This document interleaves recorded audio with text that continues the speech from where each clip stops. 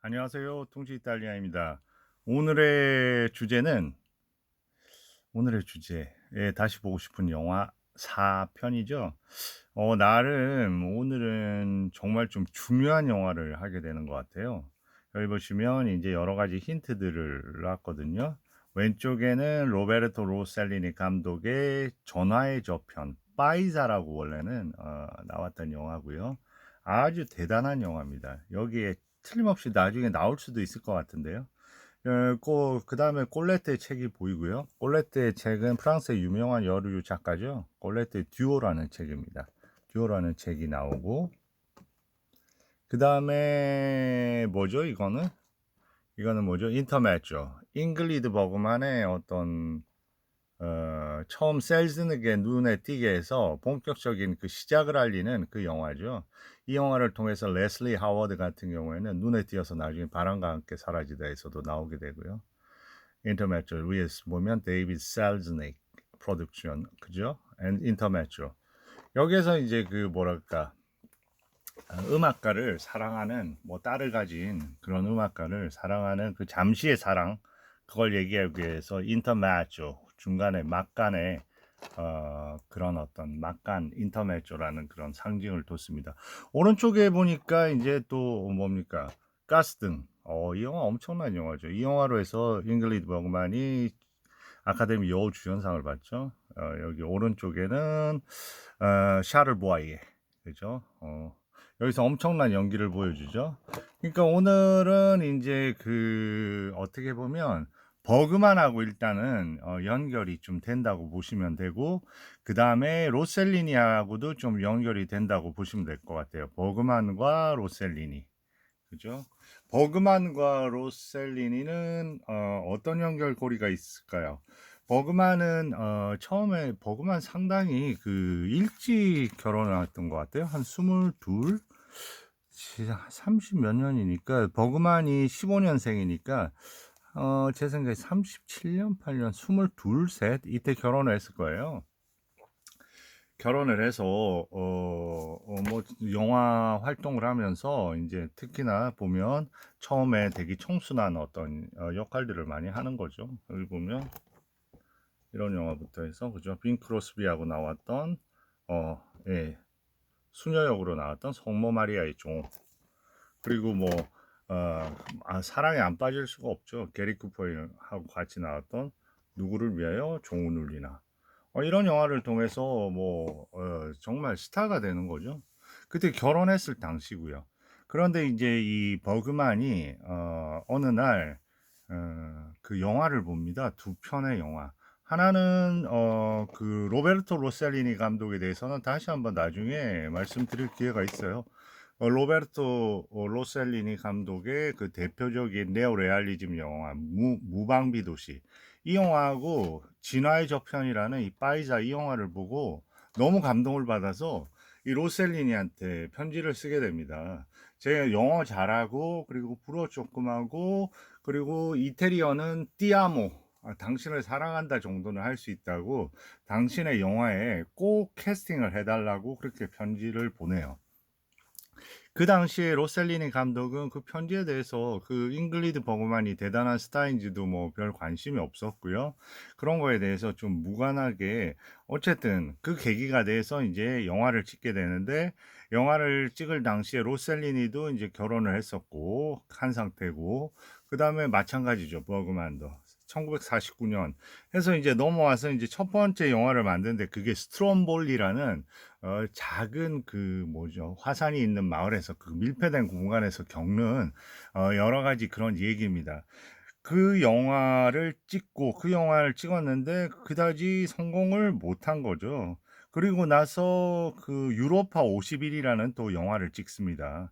그래서 어쨌든 그 영화를 하면서 1900, 벌써 눈이 이제 서로 너무 매력을 느끼다 보니까 1950년에 이제 그렇게 하다가 이제 결혼을 하게 되는 거죠. 이혼을 하고 결혼을 하게 돼요. 그 만났을 때 바로 이제 임신을 해서 이제 첫 번째 아들하고 두 번째 딸을 쌍둥이를 낳았는데, 그 중에 하나가 이제 그 배우로도 활동하고 모델로 했던 이자벨라 로셀린입니다. 그래서 이제 그 로셀린이 감독하고 영화를 찍게 된 게 아까 스트롬볼리, 그 다음에 유로파 50일, 그 다음에 이제 찍은 영화가 바로 오늘의 주제가 되는 영화입니다. 그 영화는 이 콜레트의 그 소설에 기반을 뒀는데 이 소설하고 같은 어떤 줄거리는 아닙니다. 이 콜레트라는 작가는 어마어마한 작가인데 이것도 마찬가지예요. 어떤 영화, 어떤 줄거리를 다루냐면 결혼한 남녀가 이제 겪는 서로 간의 그 대화의 그 소통되지 못함과 거기에서 겪는, 그러니까 아내의 일종의 뭐랄까, 불륜이랄까? 그런 거에 대해서 못 견디는 어떤 남편? 그런 이야기입니다. 그렇지만 이제 모든 걸 갖다 잘 수습하려고 그렇게 아내가 위로를 하고 마무리가 되는 듯 했는데 마지막은 이렇게 끝납니다. 이 책에. 일스졌다. 여기부터죠. 여기부터며 일스졌다, 던졌다, 실라뽕트, 언덕의 경사면에 트라베사 라 보크도, 작은 숲 같은 경우죠. 우라니 헤니에 앙크어가, 밤이 아직 남아있는 그 숲을 지나서, 그러니까 그 사람이 언덕에 몸을 던졌는데 그 밤이 아직 남아있는 숲을 지나 헝콩트가 만났다 수세빠, 그의 발 아래로 르허드 헛다그데 바송 리몽 페르지느 하니까 그의 철분이 남아있는 몸뚱아리에 의해서 무겁게 느껴지고 지연이 된 그 무엇이겠죠? 그 다음에 나옵니다. La rivière qui battait à petit flot muet la clôture rompue du parc. 공원에서 이렇게 격리된 금지구역으로 조용한 물결로 부딪혀가는 강. 그 강, 그러니까 그가 그 몸을 던졌어요. 라빵, 언덕. 경사면. 근데 이 경사면이 어떻게 되냐면 그의 철분이 가득한 몸뚱어리에 의해서 무게감을 느끼고 그리고 지체가 되는 식으로 이렇게 굴러떨어지면서 어떻게 강에 만나게 됐는데, 그 강은 그때 공원에서부터 떨어져 나오는 금지구역을 자그맣게 두드리고 있었다. 이런 얘기입니다. 어떤 내용인지는 아시겠죠? 해석을 하시면 되겠네요. 근데 이런 어떤 결말을 이 영화는 하질 않았어요. 그리고 이 영화는 좀 다른 식으로 푸는데, 이 영화에 또 하나의 중요한 배우가 나오는데 조지 샌더스라는 배우입니다. 이 배우는 이제 여기서, 이 영화도 유명한 영화죠. 이 영화도 충분히 다룰 만한 가치가 있죠. 이브의 모든 것. 이 엄청난 베티 데이비스 아이라고 하는 엄청난 베티 데이비스 눈.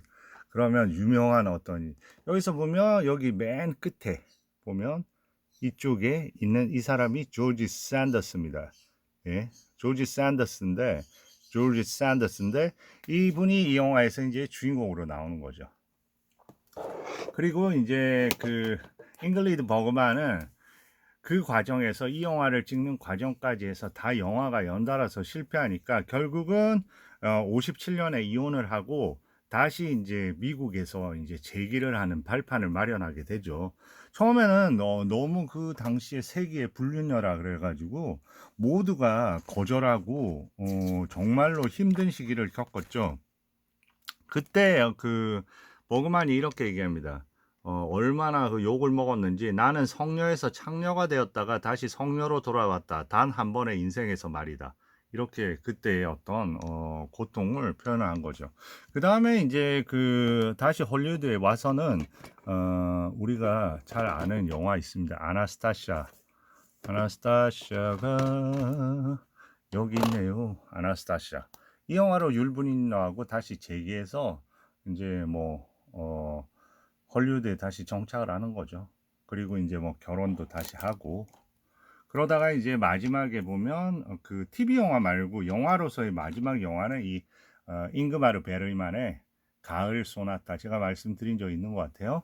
그 가을 소나타에서 엄청 그 나이 든 피아니스트의 그 역할을 합니다. 그리고 딸들을 갖다가 그냥 뭐 이용하는, 혼자의 캐리어를 위해서만 그 사는 그런 어떤 엄마 피아니스트, 그리고 그 단절된 딸들과의 대화 속에서 오고 가는 인생의 진실, 뭐 그런 거에 관련된 영화죠. 나이가 들었네요. 근데 지금 오늘 소개시켜 드리는 이 영화에서 이제 이 영화를 찍을 때가 55년? 뭐 그때니까 거의 뭐 딱 40, 만 40에 대한 나이거든요. 이 영화는, 어떻게 보면, 예전에는 그렇게 평가를 못 받았는데, 처음에 막 출시될 때 성공을 하지 못했어요. 그런데 누벨바그의 뭐 장르 고다르부터 해서 뭐 에릭 롬의 프랑스와 트리포부터 해서 감독들이 대표적으로 이제 꼽는 영화 중에 하나가 됐는데, 저는 이 영화가 영화의 모든 것을 보여준다고 생각이 들거든요.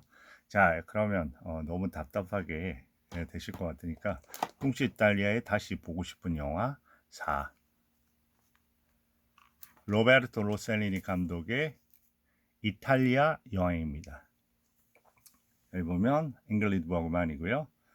여기 보면 조지 샌더스예요. 조지 샌더스라는 배우 자체도 참 어떻게 보면 영국 억양을 쓰면서요, 아주 키도 크고 그러면서 이 배역에 상당히 최적화된 어떤 배우기는 한 것 같아요. 조금 더 여기 여러 가지 그늘이 지니까 이게 조금 문제가 되네요, 그죠? 그늘이 져서 이게 문제가 좀 되는 것 같아요. 그러면 따딴 따딴따 이렇게 하고 조금 이렇게 올리면 좀 나을까요? 조금 뭐 여전히 해서 이게 있네요. 이탈리아에. 자, 이 영화는 대단히 단순한 인생의 단편을 아주 솔직하고 진솔되게 표현하는 로셀리니의 어떤 시선이 담겨 있는 그런 영화예요. 어떻게 보면 지금 분들이 보시면 그런 생각할 것 같아요. 그래서 제가 이제 뭐 여러 가지 이렇게 평 같은 거를 이렇게 젊은 분들의 그런 것도 보니까 너무 단조롭고 너무 재미없는 영화다. 그렇지만은 뭐 위대한 영화일 수 있겠다. 그런데 이 영화 저는 너무 좋아합니다. 저 개인적으로. 이 영화가 가진 어떤 매력은 어떻게 보면 그 단순한 영화라고 당연히 생각할 수 있어요. 스토리 자체는 대단히 간단합니다. 스토리 자체는 두 부부가 있어요. 영국에 그래도 중상류층이 되는 그런 부부가 있는 거죠. 부부가 있는데 그 부부가 캐서린하고 알렉스의 역할입니다. 그리고 그 성은 조이스고요. 알렉스 조이스, 캐서린 조이스. 그렇죠. 어디 보면 해서린 조이스인데 영국에 있는 그런 어떻게 보면 중상류층 삶을 영위하고 있는, 차도 보면 그렇고 여러 가지 복장도 그렇고 상당히 잘 사는 부부예요. 근데 어느 날 호모라는 이태리에 살고 있는, 나폴리 쪽 살고 있는, 카프리 쪽 살고 있는 그 삼촌이 그 별장이 있는데 그 돌아가시면서 이 별장을 상속하게 돼가지고 그걸 팔러 가는 길입니다. 그걸 통해서 이제 이탈리아 여행을 일종의 반은 비즈니스, 반은 부부가 처음 이렇게 그 결혼 이후에 하는 여행이 되는 거죠. 그 여행을 통해서 이제 그 안에서 겪는 서로 간에 처음 알아가는 모습들, 그리고 그동안 소통하지 못한 모습들, 그런 부분이 결국은 파국으로 만들게 되는데 그 파국을 우연한 계기를 통해서 또 수습을 해서 다시 일상으로 돌아오는 그런 영화입니다. 그러니까 원래 줄거리에서 이제 듀오라는 저 꼴레트의 저 소설에서 나온 듀오 두 명의 어떤 그런 데에서처럼 비극적인 파국으로 가지는 않고요. 그거를 갖다가 이제 그렇지만 많이 이 대사나 그런 걸 운용할 때 저 소설을 차용했을 것 같아요. 그래서 그런 내용인데 내용 자체가, 그리고 뭐 우리로 말하면 그 안에 실질적으로 그 판매가 되었냐 그 집이, 그런 거 전혀 없습니다. 그러니까 그냥 간단하게 얘기하면 이태리 그 별장에 도착해서 거기서 도착하는 과정에서 우연히 또 친구들도 만나고, 그리고 거기에서 이제 두 부부가 서로 간에 내적인 갈등을 갖게 돼서 와이프인 버그만은 혼자서 차를 타고 나폴리 시내에 가서 박물관하고 그런 유적지를 돌아보는 거고요. 남편은 거기에 이제 나름대로 본인 스스로도 그 소통이 안 되는 부분에 대해서 차를 몰고 배를 타고 그다음에 카프리로 갑니다. 카프리 유명한 휴양지죠. 카프리로 가서 이제 그 옛 그 여자친구도 만나고 그리고 돌아오는 길에 뭐 길가의 여인이죠. 여인과도 이렇게 뭐 만나서 이렇게 해보려고 하는 그런 어떤 부분이 있고, 그리고 다시 돌아와서 이제 서로 간에 이제 그 소통 안 됨을 느껴서 거기서 이혼을 하자고 하는데, 그 삼촌의 별장을 관리하는 사람이 이 뭐야 고고학 연구를 하거든요. 그래서 고고학하는 연구에서 이제 발굴된 폼페이에서 둘의 어떤 시신이죠. 그거가 이제 부부의 시신인데, 그걸 보면서 이제 뭔가 다른 어떤 감정의 격해짐을 느끼고, 그렇게 돌아오다가 우연한 기회에 그 행렬이 이렇게 있는데, 그 행렬 인파 속에서 서로 뭐 대화를 하다가 어떻게 보면 거기에서도 수습이 안 돼요. 그래서 이혼을 번복할 수 없게 돼요. 그런 과정 속에서 이제 우연히 그 인파에 미끌려 들어가는 버그만을 보고 버그만이 도와달라고 소리를 치고, 그 버그만을 향해서 가면서 그때 이제 버그만이 당신하고 헤어지기 싫다고 그렇게 얘기해서 수습이 돼서 이제 어떻게 보면 포옹을 하면서 이제 끝나는 그런 영화입니다.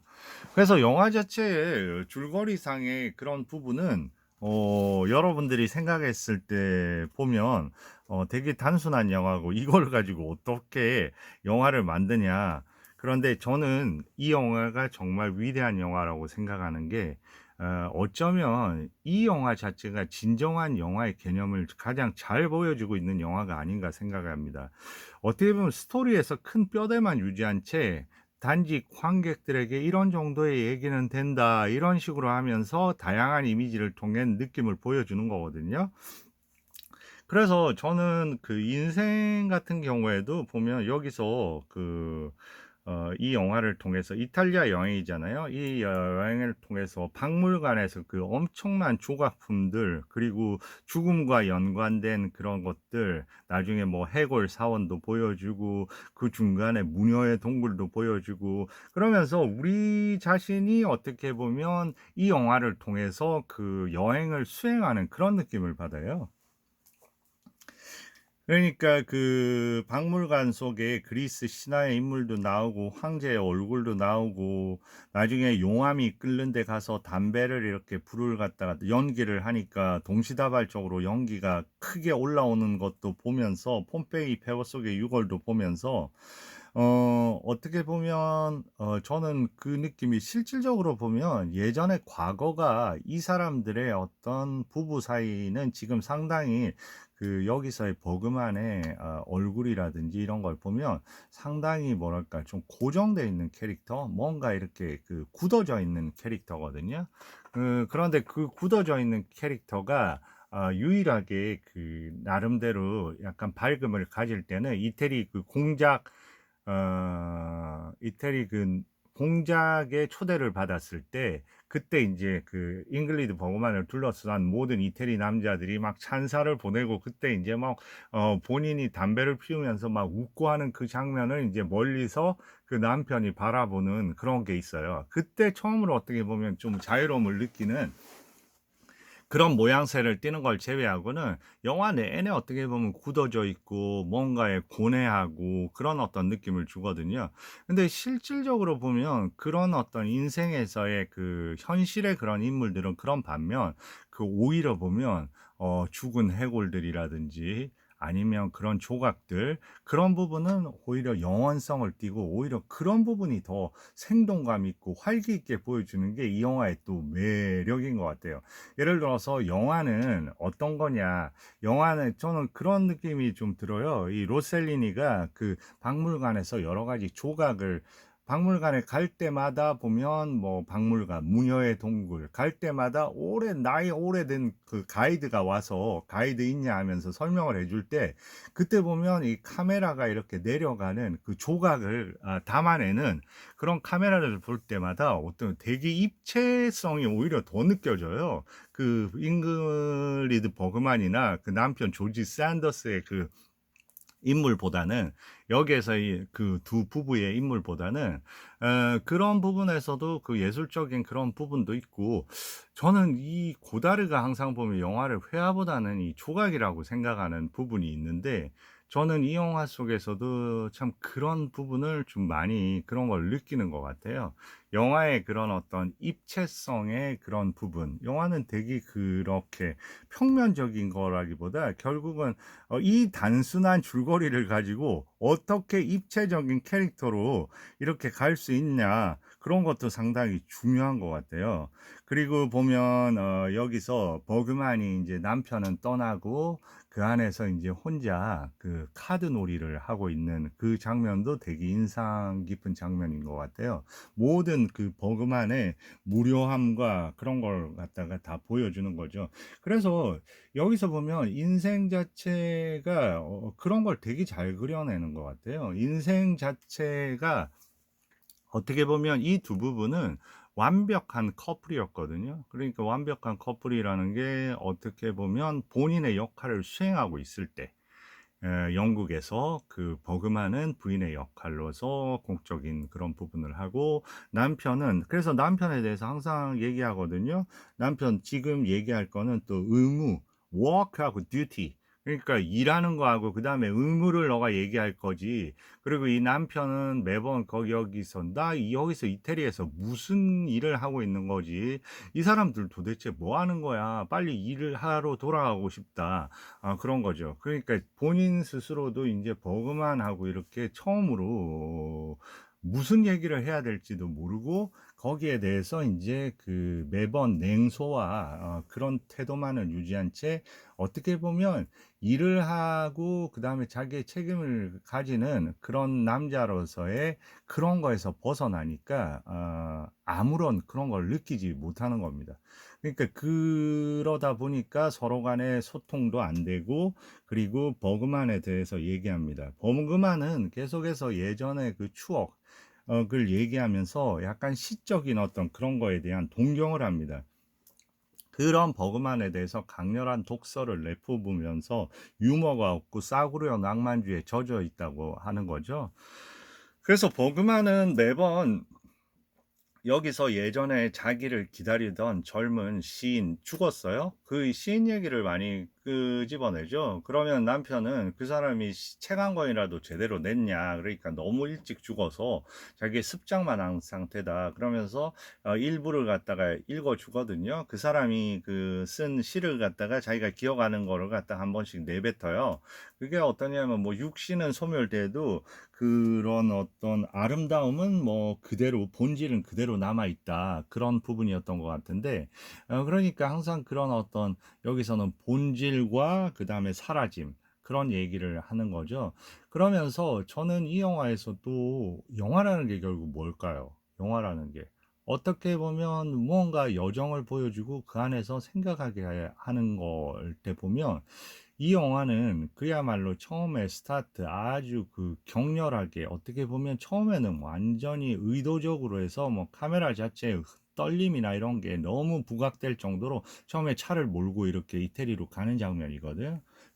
그래서 항상 엄청난 그 사실주의와 그런 부분이 있는데 제가 봤을 때는 이 영화에서 또 매력적인 게 그런 어떤 리얼리티하고 그다음에 영화적인 거를 상당히 그 배분을 잘하면서 우리를 완전히 그 영화 속으로 빠져들게 하는 그런 부분에다가 그 다음에 무엇보다도 특이했던 주목할 만한 방식은 그 차를 타면서 계속 운전을 하는 씬들이 많이 나와요. 여기는 그 버그만이 이제 나폴리로 가서 박물관을 가려면 그 사이를 통과해서 운전을 해야 되고 그리고 그 뭐야 마지막에도 운전을 하면서 나오고 그다음에 그 샌더스 같은 경우에도 카프리에서 이렇게 돌아와서 왜냐하면 자기가 이제 만나려고 하던 그 여자도 이제 남편이 돌아온다고 하니까 할 수 없이 이제 배를 타고 오는데 그게 이제 온 시간이 5시예요. 5시 배를 타면 금방 저녁에 와야 되는데 오지를 않는 거죠.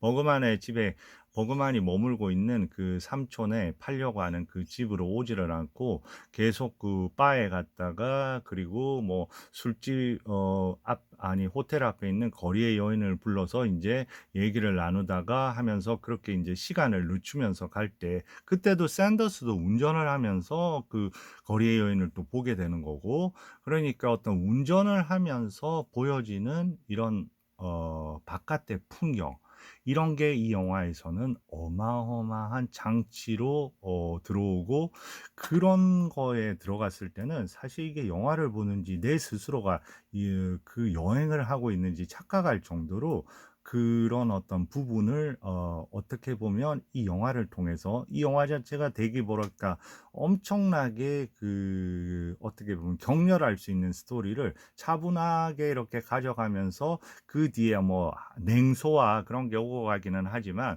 그 뒤에서 우리를 갖다가 편안하게 이 영화 속에서 우리의 여정을 돌아볼 수 있게 하는 한편으로 보면 이 영화의 제목처럼 이탈리아 여행이라는 제목처럼 우리 스스로가 객관적인 하나의 시선으로 이 이태리를 여행하는 그런 안내자 역할을 하는 그 안에서 우리를 사색해 하고 그런 영화라서 저는 어떻게 보면 영화의 본질에 가장 근접해 있는 영화가 아닌가 그러면서 인생의 그 단편들을 너무너무 잘 보여주는 영화가 아닌가 그리고 이제 특히나 이때 보면 버그만은 그 젊었을 때 아름다움과는 다른 또 다른 아름다움을 갖고 있긴 한 것 같아요. 왜냐하면 이때는 완전히 뭐 일상 속의 삶에서 동화된 평범하고 진솔한 어떤 가정주부의 역할이면서 나름대로 반려자의 이미지로서 40의 나이에서 그러면서 한편으로 보면 그 이 영화를 찍을 당시에도 아마 그 로베르토 로셀리니하고 불화가 이어졌겠죠. 불과 이혼하기 뭐 한 1, 2년 전의 일이니까요. 그래서 어떻게 보면 그 로셀리니 자신이 이 조지 샌더스를 통해서 나름대로 자기 상황도 많이 투영시키는 것 같고요. 그러면서도 그런 가운데 대단히 아름다운 장면들은 그런 어떤 과정, 이 영화 속에서의 부분이지만 중간중간에 그 아주 클로즈업, 아주 접사로 해서 그 잉글리드 버그만의 얼굴이 드러나거든요. 그런데 그랬을 때의 어떤 그래도 그 잉글리드 버그만의 얼굴을 보면 그 아직도 그 로베르토 로셀리니의 사랑의 시선이 그렇게 남아 있다는 그런 느낌을 받으면서 그런 장면도 되게 아름다운 장면이 아니었나. 그래서 이 영화는 어떻게 보면 조용한 산책 같은 영화?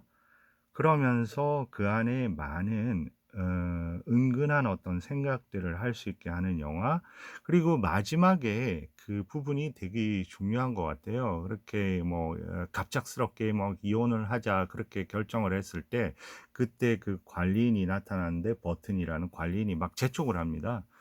빨리 지금 막 해서 엄청나게 유명한 복원자가 지금 그 안에 석고 같은 걸 부어서 하면 그 두 명의 그 예전에 그 시신이 다시 재탄생된다. 그걸 보여주겠다 하면서 막 재촉을 할 때 그때 이 둘은 지금 어마어마하게 인생에서 심각한 상황이 벌어진 거잖아요. 그래서 어떻게 가야 될지 말아야 될지 모르는데 거기에 그 막무가내로 막 이끌려 가지고 뭐 가는 장면이 있어요.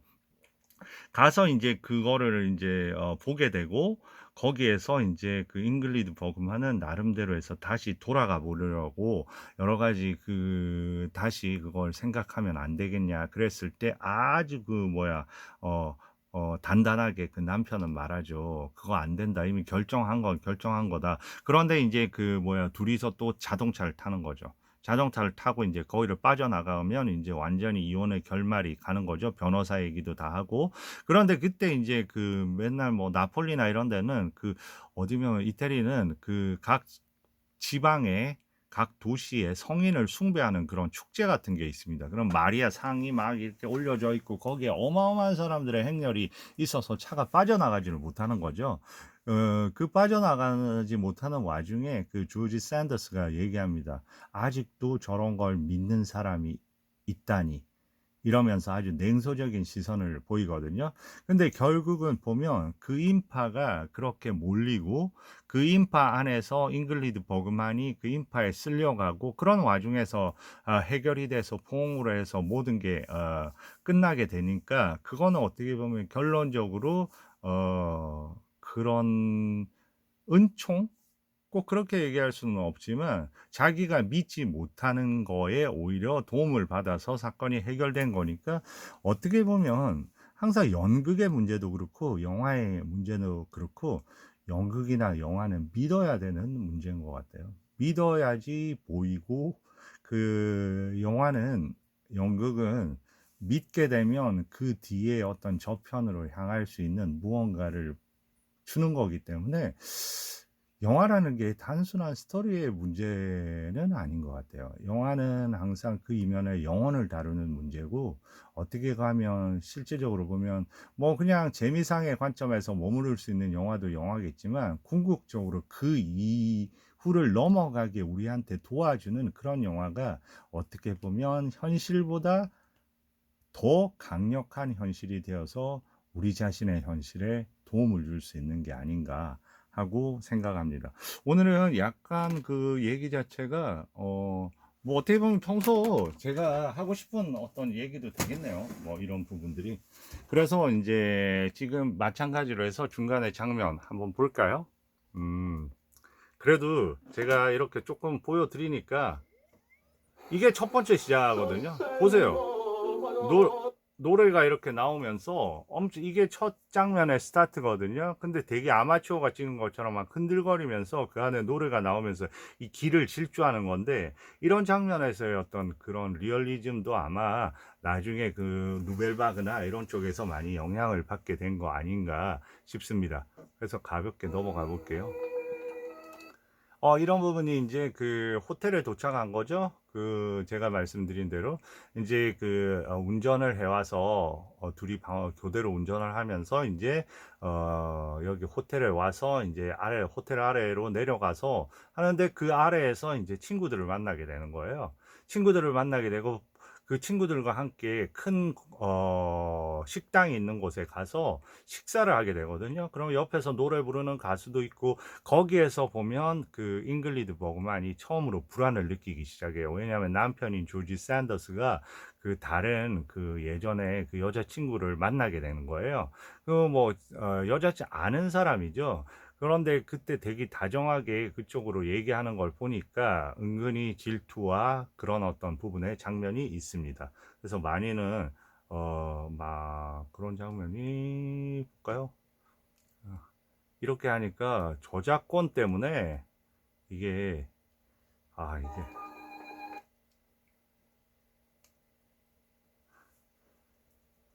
이렇게 해서 만나게 되고요. 그죠? 식당에 온 거죠. 그리고 이제 다시 집으로 오게 된 거죠. 그래서 이제 이 장면은 이제 그 집에 온 거예요. 그러니까 어떻게 보면 이 장면은 그 삼촌 호머의 그 집에 온 거죠. 호머의 집에 와서 여기서 이제 여러 가지 하나하나 이게 높이가 좀 안 맞는지 조금 더 해볼게요. 네, 얼굴은 보여야 하니까 얼굴 보이기가 좀 힘드네요, 그죠? 네, 조지 샌더스 더 가야 되나? 네, 여기서 이제 그 뭐야 어떤 장면이냐면요. 잉글리드 버그만이 목이 아주 말라요. 그리고 조지 샌더스가 그걸 보고 있는 거고. 근데 이 장면이 되게 재밌는 게 여기서 유일하게 보면 이 조지 샌더스는 어마어마하게 자기의 일에 대한 어떤 자부심과 이런 걸 느끼고 있는 사람인데 보면 여기에 이제 하인들 같은 사람이 같이 여기 집에 살고 있는데 그 하인한테 이제 자기도 와인도 다 마시고 이러니까 와인하고 물을 달라고 하는데 거기서 그 방언을 쓰면서 자기 나라에 엄청나게 이 샌더스한테 막 화를 냅니다.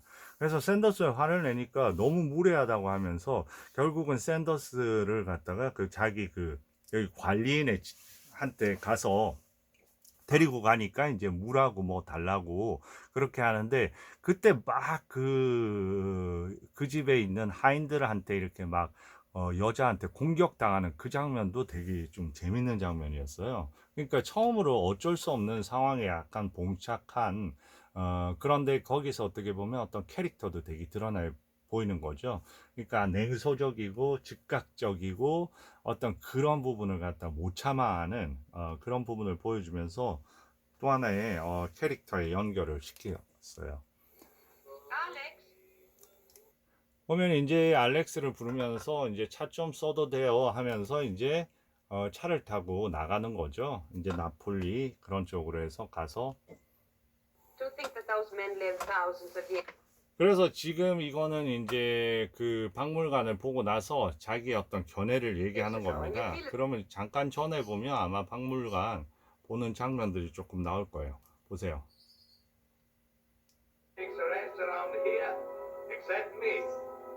거대한 그런 뭐랄까 그 헤라클레스부터 해서 모든 이런 조각들을 보세요. 조각들을 보여주는 방식에서 이거 그냥 제가 봤을 때는 단순히 이 장면을 볼 거는 절대 아닌 것 같아요.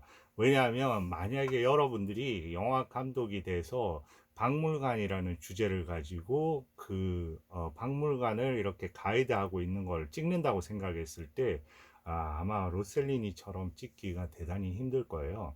저는 이 장면 생각보다 압권인 장면인 것 같아요. 이 안에 다양한 조각상과 얼굴 그런 걸 보여주는 방식, 그리고 저 가이드와의 대화를 통해서 그 라인을 따라가는 방식, 그리고 여기 보시면 이런 그림자들, 이런 것들이 그림자들 이런 것들 하나하나부터 해서 되게 매력적이에요.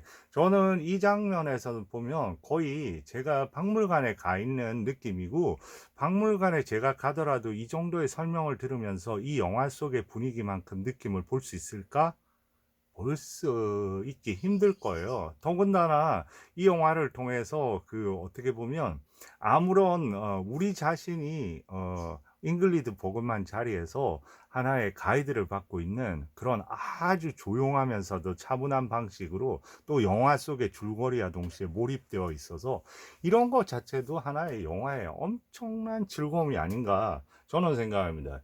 저는 이 영화는 진짜 버릴 게 없는 영화예요. 어마어마한 영화입니다. 사실 영화는 그렇게 엄청난 색상과 엄청난 빠름과 엄청난 대화와 엄청난 자극과 그런 거로 만들어지는 건 아니거든요. 그게 순간적인 시선은 자극해도 그게 얼마나 오래 갈까요? To think that those men lived thousands of years ago. 그래서 그 수천 년 전 그런 어떤 얘기를 하면서 자기가 갔다 온 거에 대한 어떤 이 장면도 보면 보면 지금 이전에 잠깐 어디를, 네, 이게 바로 그 뭐야 공작집에 초대를 받았을 때 이제 둘이 나서는 그런 부분이에요. 잉글리드 버그만하고 상당히 그 연기들이 나이도 있고 그래서 그런지 이때 조지 샌더스는 한 10살 정도?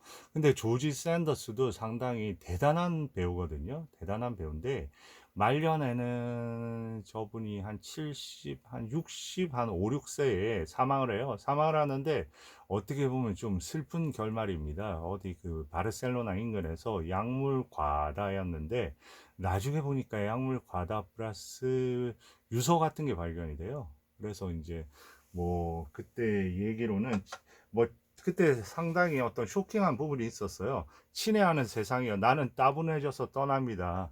나는 충분히 오래 산 것 같습니다. 하는 어떤 편지를 남기고 이제 했기 때문에 아무래도 그런 추정을 하게 되는 거죠. 그 당시에 여러 가지로 가정의 원인도 있었고 뭐 치매부터 해서 여러 가지 그 어려움이 겹쳤던 그런 시기였다고 생각이 됩니다. 그래서 그런지 뭐 이 영화를 이렇게 보면 이때 그 버그만의 상태, 로셀리니아의 불화, 그리고 이 영화 이전에도 로셀리니가 영화로 계속해서 실패하던 상황이라 연달아해서 뭐 여러 가지 이 영화에서는 그런 어두움이 좀 들여져 있는 느낌이 있어요. 네, 이렇게 해가지고 머리를 던지고 조금 제가 앞으로 돌려볼게요. 그쵸? 이렇게 해서 무녀의 동굴 이런 거 가까우는 거거든요. 근데 이 장면도 되게 재밌습니다. 이거 보세요.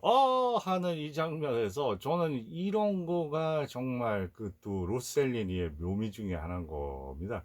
이게 좀 전에 하고 노인이 하는 부분이 이 동굴을 지나갈 때 여기 소리가 어마어마하게 크게 난다고 하는데 거의 광적으로 해요. 봐요. It's extraordinary.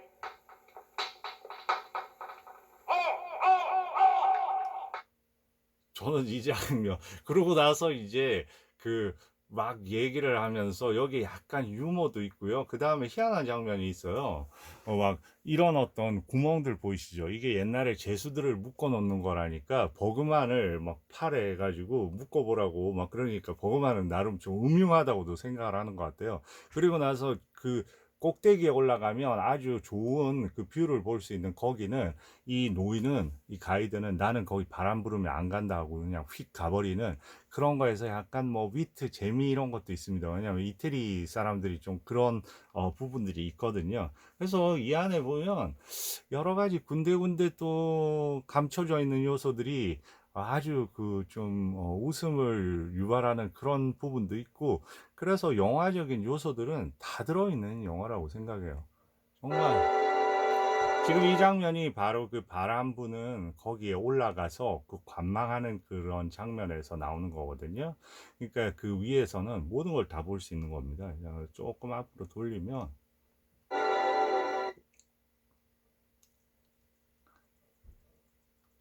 올라갔어요. 혼자 올라간 거예요. 그 아까 노인은 가고요.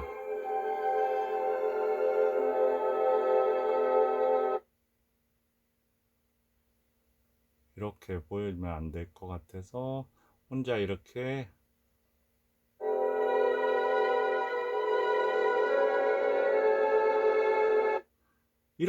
제 생각에는 이렇게 본다는 의미 이게 어떤 의미일까요? 본다는 의미 이게 제일 높은 곳에서 어떻게 보면 이게 제일 높은 곳에서 결국은 그 자기의 그 여행을 통해서 높은 것을 이렇게 주위를 둘러보고 본다는 거. 우리는 그렇게 그 보는 버그만을 보고 있는 거잖아요. 어떻게 보면. 버그만이 인생에서 그걸 갖다가 그 고뇌와 그걸 통해서 뭔가 보고자 하는 걸 보고 그리고 또 우리를 향해서 이렇게 응시까지 해요. 대단한 영화 아닙니까? 이거 본다는 거는 어떻게 보면 영화라는 거하고 이 안에서도 엄청나게 연관이 있는 것 같아요. 영화라는 본질에 대해서 본다는 의미. 아까 보면 영화에서 나왔을 때는 그래서 이제 밖에 풍광을 보는 거지만 풍광을 보고 그리고 우리를 바라보고 우리는 버그만을 보고 버그만이 바라보는 걸 보고 그래서 버그만이 보는 거는 이런 어떤 그리고 버그만은 다시 돌아온 거고요.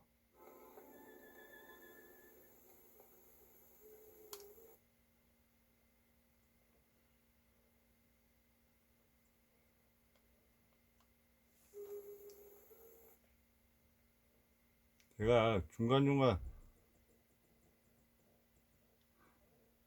지금 이거는 이제 그 거리의 여인을 만나서 그 잠깐 그 샌더스가 들어가기 직전에 이 여인을 만나서 하지만 그냥 이제 그걸 하고 나서 그냥 만나기만 하고 그러고 집으로 그냥 돌아갑니다. 하는데 이제 여기 보세요.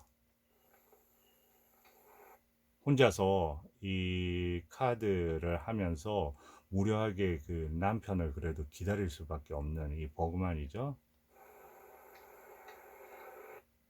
그 이제 남편이 온 거예요.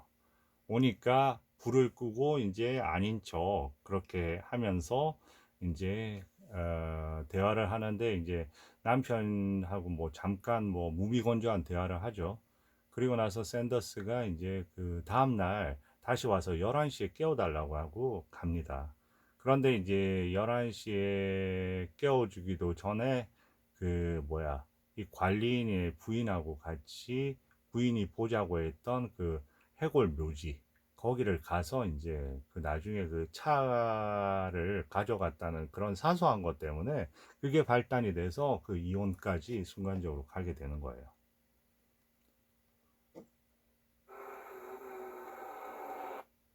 자, 이제 차를 타고 그 관리인하고 같이 온 거죠. 여기죠. 이거는 파는 거고요. 이게 그거 파는 거고 막 가자 해서 바로 그 전에 장면이 있겠죠. 이게 그 두 명의 그거를 그래서 이제 싸우겠죠. 여기서. 예, 여기 이 장면이네요.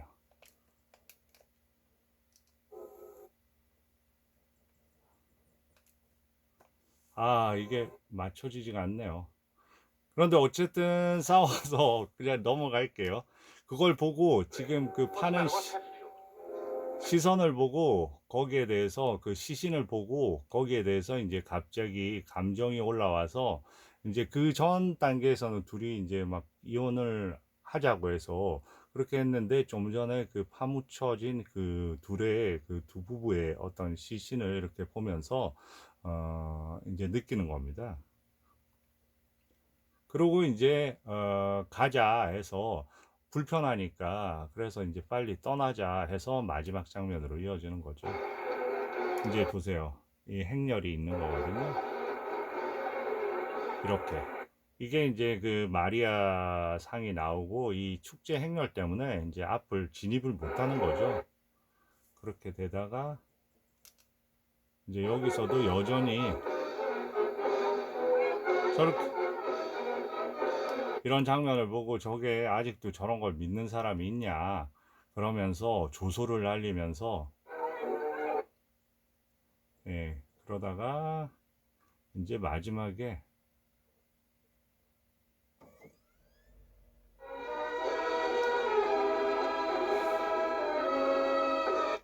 제가 조정을 잘 못하는 바람에 이렇게 해서 끝이 되게 된 것 같네요.